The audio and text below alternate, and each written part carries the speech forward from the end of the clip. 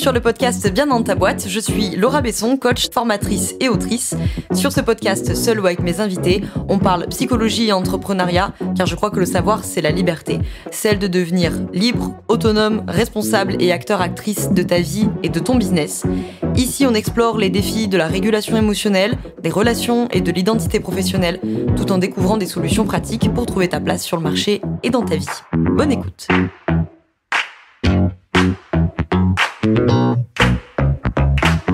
Bonjour à toi, bienvenue dans ce nouvel épisode du podcast Bien dans ta boîte. Aujourd'hui, je te retrouve avec un nouvel épisode du format debug, donc le format court de Bien dans ta boîte pour nourrir une réflexion ou sauter une épine du pied. Aujourd'hui, on va être un peu plus, quelque part entre les deux, peut-être un peu plus dans la deuxième partie, mais peu importe. Comme tu l'as vu dans le titre, on va parler de ce moment où le bénéficiaire, client ou patient, vient solliciter une posture de conseiller chez toi, il vient solliciter des conseils d'une manière ou d'une autre, et donc on va se retrouver, alors si vous êtes consultant ou consultante, vous n'êtes pas embêté par ce sujet-là, ou si vous avez une posture, je pense par exemple parmi celles et ceux qui m'écoutent au naturopathe, bon là évidemment ça peut être différent puisque bien entendu vous allez donner une expertise, une réponse à la question de votre bénéficiaire. Mais si vous êtes dans des postures de thérapie autres ou dans des postures de coaching, vous allez potentiellement vous retrouver enquiquiné puisque le but n'est pas d'être dans une posture de conseil, d'accord ? Donc on va parler de cette situation très fréquente où le bénéficiaire peut se mettre à demander ça de manière explicite ou de manière implicite. Par exemple, il peut poser la question très clairement, mais du coup vous me conseillez quoi ? Je sais pas moi, il te parle de son problème de couple, il te parle de son problème de relation avec sa collègue de boulot ou j'en sais rien, et puis il va te dire, mais du coup vous feriez quoi à ma place ? Vous, qu'est-ce que vous me conseillez ? Et là, nous voilà enquiquinés parce qu'on veut pas répondre à ça. Et donc là, cette attente de conseil, bon là pour le coup explicite, de la part du bénéficiaire, elle peut nous toucher, elle peut même nous flatter aussi, parce qu'elle peut venir justement chercher chez le praticien ou chez la praticienne justement un peu ce sentiment de toute puissance ou cette volonté de ressentir le sentiment de toute puissance. Elle peut aussi mettre mal à l'aise. À l'inverse, puisqu'on peut se retrouver un peu dans un sentiment de là, le terrain devient un peu glissant, je suis prise au dépourvu, je sais pas quoi répondre, c'est la panique. Et elle peut aussi, si on s'en rend pas compte, justement nous faire glisser tout de suite dans une posture de parent inadapté, donc du côté du sauveur ou du côté du persécuteur. Quoi qu'il en soit, ça va ramener cette question, encore une fois, de la toute-puissance qu'on a évoquée juste avant. Donc, le but de cet épisode, c'est de voir pourquoi c'est normal aussi de pouvoir répondre à ça, et comment est-ce qu'on peut justement répondre sans mettre le bénéficiaire en échec et sans se mettre soi-même en échec et du coup mettre la relation praticien-bénéficiaire en échec. Alors le premier point dont je voulais qu'on parle, puisque c'est censé être un épisode court, donc je dis ça dans tous mes autres... je crois que dans tous les épisodes des bugs je fais une phrase pour dire c'est censé être court, il faut que je sois concise. Pourquoi le réflexe là de conseiller ton bénéficiaire, c'est tentant, pourquoi tu peux sauter là-dedans rapidement, etc. On apprend normalement assez vite que dans la posture de thérapeute et surtout dans la posture de coach, il ne faut pas conseiller. Ça normalement c'est un truc, les coachs parmi vous, on a dû vous le répéter 45 fois, la posture de coach c'est une posture d'accompagnement, c'est pas une posture de conseil, Bon, pourtant, quand on est face à un bénéficiaire qui est dans une situation très difficile, qui est désorienté, qui est en détresse, qui est perdu dans la situation qu'il traverse et pour laquelle il vient te voir, évidemment, c'est pas, ça sort pas de nulle part qu'il puisse évidemment demander conseil. Ça peut donner aussi l'illusion côté praticien-praticienne d'aider vite et bien parce qu'on va donner une solution clé en main ou quelque chose comme ça. Bon bref.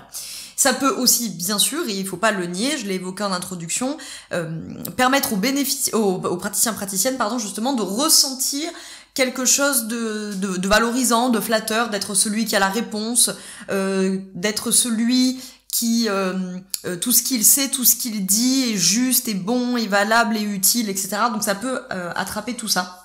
Et donc, comme je l'évoquais en introduction, si on regarde ça d'un point de vue de l'analyse transactionnelle, cette posture-là de conseil, elle peut passer du côté du sauveur, elle peut passer du côté du persécuteur. Alors, elle peut passer, avant d'arriver à ces états d'inadaptation, par les états du moi, c'est-à-dire de basculer dans un état du moi du parent normatif, donc de celui qui va en rappeler aux règles, qui va en rappeler aux normes, qui va en rappeler à ce qu'il faut faire. Hein. On va dire quoi faire, on va dire comment le faire, on va dire pourquoi est-ce qu'il faut le faire. Et du coup, forcément, ça met l'autre dans une position, donc là en l'occurrence le bénéficiaire, dans une position d'enfant, au sens de l'état du moi, je veux dire en analyse transactionnelle, qui peut bien sûr s'inadapter dans la position victimaire si on passe dans un jeu psychologique sur le triangle de Karpman, en tout cas dans une position passive, quoi qu'il en soit. Dans une position de passivation qui attend, du coup, la réponse qui attend la direction qu'il faut suivre, le chemin qu'il faut prendre.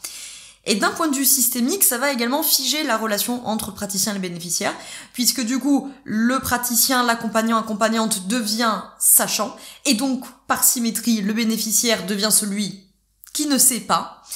Et donc, évidemment, on va se retrouver dans une forme de dépendance qui va être plus ou moins implicite, plus ou moins subtile, mais qui va être là quand même. Okay, donc en résumé, même si ça part d'une potentielle bonne intention de débloquer le bénéficiaire, de lui donner du grain à moudre, de voler au secours de son sentiment d'être perdu, déboussolé, désorienté ou quoi que ce soit, ça court-circuite nécessairement le processus d'appropriation de la problématique du bénéficiaire par le bénéficiaire lui-même. Donc, deuxième partie de ce que nous avons à nous raconter, c'est du coup qu'est-ce qu'on fait, qu'est-ce qu'on répond. Alors l'idée, ça va être plutôt de proposer une alternative, plutôt que de répondre directement, de manière explicite à cette demande de conseil, de plutôt basculer sur l'alternative de co-construisons une piste de réflexion et ou une piste d'action.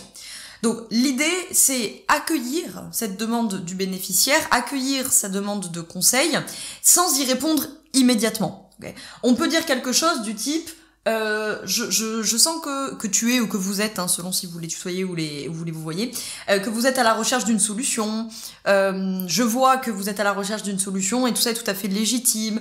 Ça s'entend dans la situation où vous êtes, etc., etc. Et en même temps, j'aimerais qu'on explore ensemble ce qui vous conviendrait vraiment à vous, ou ce qui te conviendrait vraiment à toi, ok? Donc on va accuser réception de cette demande explicite de conseil et de la demande implicite qui va avec, soit parce que la demande de conseil était implicite, soit parce que la demande de conseil est explicite et qu'en fait la demande implicite, c'est trouve-moi une solution, fais-le à ma place, je suis dépassé, je suis impuissant, je suis pas compétent, bon bref. Et donc du coup on va accuser réception de ça et plutôt que de sauter dans « ok, je te donne un conseil » ou de braquer complètement et de ne pas répondre, on accuse réception et on va proposer une alternative qui est, on peut explorer ensemble plutôt ce qui te conviendrait le mieux à toi ou ce qui vous conviendrait le mieux à vous, puisque vous revenez ainsi dans votre rôle d'accompagnant ou d'accompagnante. Je rappelle, étymologiquement, accompagner, c'est aller vers ensemble. Donc on revient dans ce rôle d'accompagnant ou d'accompagnante, qui n'est pas d'apporter la bonne réponse, qui n'est pas de savoir mieux qu'eux ou mieux qu'elles ce qui est bon pour eux ou pour elles, mais de favoriser un espace où la personne, elle découvre ses propres réponses, où elle prend conscience de ses propres ressources, etc., etc. Donc, on peut proposer une reformulation pour clarifier le besoin derrière la demande de conseil. Hein, ce que je viens d'évoquer, c'est-à-dire quel est le besoin derrière. Est-ce que le besoin, c'est de gagner en clarté sur la situation? Est-ce que le besoin, c'est de reprendre du contrôle sur la situation? Bon, il peut y avoir différents besoins. Ensuite, on peut évidemment, par toutes les techniques d'entretien et toutes les techniques de relance, faire cheminer la réflexion, l'aider à élaborer sa pensée, en fait, au propos de cette situation. Et donc, l'aider à co-construire ça, et bien sûr un retour au cadre. Là vous pouvez tout à fait, si c'est nécessaire, si ça vous paraît approprié, voire si c'est inévitable, reposer votre cadre, c'est-à-dire qu'on est ici pour co-construire ensemble, pour cheminer dans ta réflexion, pour là vous citez votre cadre et pas pour que moi je donne les réponses. Ok, c'est là, je le rappelle, que c'est important que vous ayez un cadre clair, défini, avec une proposition d'accompagnement ou une proposition de soins, s'il y en a parmi vous qui sont plutôt dans le soin, qui soit claire, formulée, formulable, et que vous puissiez du coup redonner accès à ça régulièrement à chaque fois qu'il y en a besoin durant l'accompagnement, pour que tout le monde puisse venir s'appuyer sur ce cadre, et donc je le rappelle, que tout le monde soit en sécurité, parce que quand il n'y a pas de cadre, et ben du coup on va manquer de sécurité. Donc en gros, c'est vraiment y aller avec cette lecture systémique du côté accompagnant-accompagnante, que la solution, elle appartient au système. Et c'est donc en regardant, en observant ce système et les dysfonctionnements dont le bénéficiaire vient vous parler, qu'on va voir apparaître la solution en cheminant ensemble là-dessus. Si vous donner votre conseil, votre solution, etc., outre les problèmes évidents que ça pose sur la question projective dont j'ai déjà parlé dans plusieurs épisodes, vous risquez aussi tout simplement que cette solution, ce conseil ne s'intègre pas au système de votre bénéficiaire, voire qu'elle échoue ou qu'elle crée encore plus de problèmes. Okay. Et donc le dernier truc que je voulais dire dans cet épisode, c'est voilà, de revenir à la co-responsabilité dans la relation. Accompagner, ce n'est pas résoudre à la place du bénéficiaire, c'est créer un espace et tenir un cadre où le bénéficiaire il peut se saisir des enjeux que sont les siens. Okay. Devenir acteur, actrice, comme on dit. Moi j'aime bien l'idée de se saisir des enjeux. En analyse transactionnelle, on va donc parler, une fois n'est pas coutume, de la position d'adulte à adulte. C'est-à-dire, moi, accompagnant, accompagnante, je ne sais pas pour toi. Je ne suis pas dans une position de parent, normatif ou nourricier. Je ne suis pas dans une position ascendante. Je ne suis pas dans une position de sachant. Je ne sais pas mieux que toi ce qui est bon pour toi et ce qui est la bonne solution. Donc, je ne sais pas pour toi. En revanche, mon travail, c'est d'être là pour que toi, tu puisses savoir, pour que toi, tu puisses sentir, pour que toi, tu puisses ressentir, et donc pour que toi, tu puisses choisir dans les conditions que sont les tiennes, dans les ressources que sont les tiennes à l'instant T. Ou parmi les ressources, ça serait peut-être un peu plus français comme phrase, ok. Autre exemple de phrase, on peut formuler quelque chose du type je pourrais te donner mon avis, mais j'ai surtout envie qu'on cherche ensemble ce qui serait juste pour toi, là, maintenant. Ou évidemment, le relancer par la question, avec une question du type qu'est-ce qui ferait que tu n'aurais plus besoin de mon conseil? Qu'est-ce qui fait que tu n'aurais plus besoin de ma réponse? Vous voyez, ça permet en fait de changer le focus et de se retourner sur un focus qui est plus centré sur les ressources, ressources au sens large, que ce soit des ressources matérielles, mais ça peut être bien entendu des ressources relationnelles, des ressources psychologiques, etc., etc. En gros, c'est un déplacement de posture, c'est-à-dire on rend la responsabilité au bénéficiaire, mais pas je lui rends la responsabilité en mode tiens, je te rends ta responsabilité, débrouille-toi. Non, c'est pas ça, c'est je te rends ta responsabilité, c'est-à-dire je te rends ta capacité à être en mesure d'apporter une réponse, mais je suis là, présente, soutenante, impliquée, contenante. Bref, je fais mon travail, quoi, en gros. Voilà, donc, le conseil, tout ça pour dire, cette demande-là, elle peut arriver, souvent. Alors évidemment, encore une fois, si votre corps de métier implique, je pense encore une fois, je prends l'exemple des naturopathes, mais implique qu'il y a des endroits où vous allez conseiller, puisque bien entendu, là on vient vous voir parce que vous savez mieux que moi, si je dis n'importe quoi, il faut que je mange des haricots verts ce soir ou des brocolis, vous voyez. Bon, mais ce que je veux dire, c'est que il y a plein d'autres espaces où vous n'allez pas être dans cette posture de conseiller-conseillère, et évidemment, il y a plein de métiers, on en a déjà parlé, comme les coachs parmi vous, qui sont pas dans cette posture-là. Et donc, quoi qu'il en soit, il faut garder en tête que l'accompagnement, c'est un espace d'autonomisation des bénéficiaires et de transformation de la problématique qu'il vous emmène, ou en tout cas, on va avancer vers le plus de transformation de cette problématique et on discutera des endroits qui ne sont pas transformables, si je pourrais dire ça comme ça. Okay.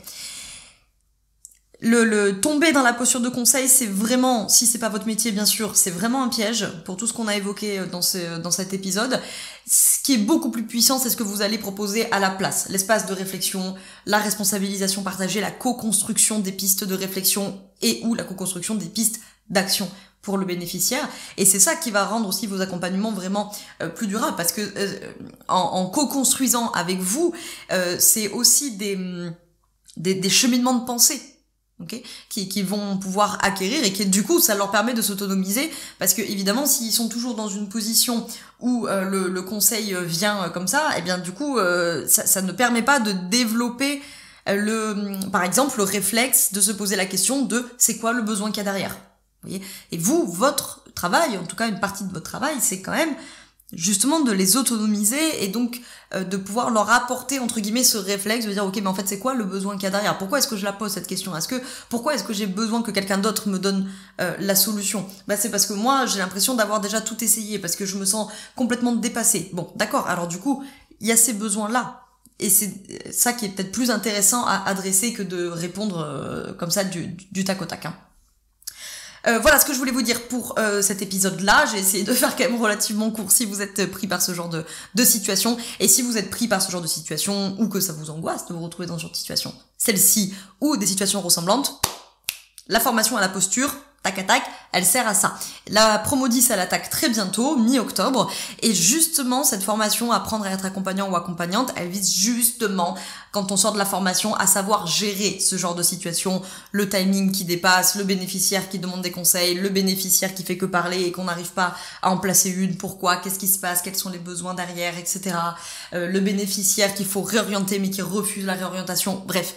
Des situations comme ça, il y en a plein, c'est toutes les situations dans lesquelles on peut se retrouver quand on est pro de l'accompagnement et pour lesquelles les outils ne servent à rien. Je l'ai déjà dit un milliard de fois, c'est pas votre outil ni d'analyse transactionnelle, ni d'ikigai, ni de tirage de cartes, ni du disque, n'importe quel outil ne vous servira à rien dans ce genre de situation. Il n'y a que la posture qui vous sert dans ce genre de situation. C'est ça qu'on apprend à faire dans la formation, apprendre à être accompagnant ou accompagnante. Donc si ça t'intéresse, on te met dans la description les liens pour aller voir cette formation, pour découvrir le programme, etc. Et de quoi réserver ton appel découverte gratuit. C'est sans engagement, ça dure 30 minutes, ça permet de voir justement si la formation elle est faite pour toi et si rejoindre cette promo 10 là qui attaque dans quelques semaines, eh bien ça pourrait te permettre en tant que pro de l'accompagnement de gagner en clarté, en confiance et en légitimité. C'est les 3 mots-clés de cette formation. Et je te dis merci d'avoir écouté cet épisode jusqu'au bout, partager à tes collègues pros de l'accompagnement si ça peut les aider d'une manière ou d'une autre. Et je te retrouve la semaine prochaine dans un nouvel épisode. Ciao, ciao. Je te remercie d'avoir écouté cet épisode jusqu'au bout. Tu peux retrouver l'ensemble des informations et des liens en description de cet épisode. Si tu as des idées, des suggestions ou si tu as tout simplement aimé cet épisode et que tu veux me le dire, direction Apple Podcast pour laisser un commentaire et 5 étoiles. C'est ce qui permet au podcast d'aider plus de personnes et ça permet aussi de me soutenir. Tu peux aussi partager cet épisode à un entrepreneur ou une entrepreneuse qui pourrait en avoir besoin. Je te souhaite une très belle journée ou une très belle soirée selon quand tu m'écoutes et surtout, je te souhaite d'être bien dans ta boîte. Ciao, ciao.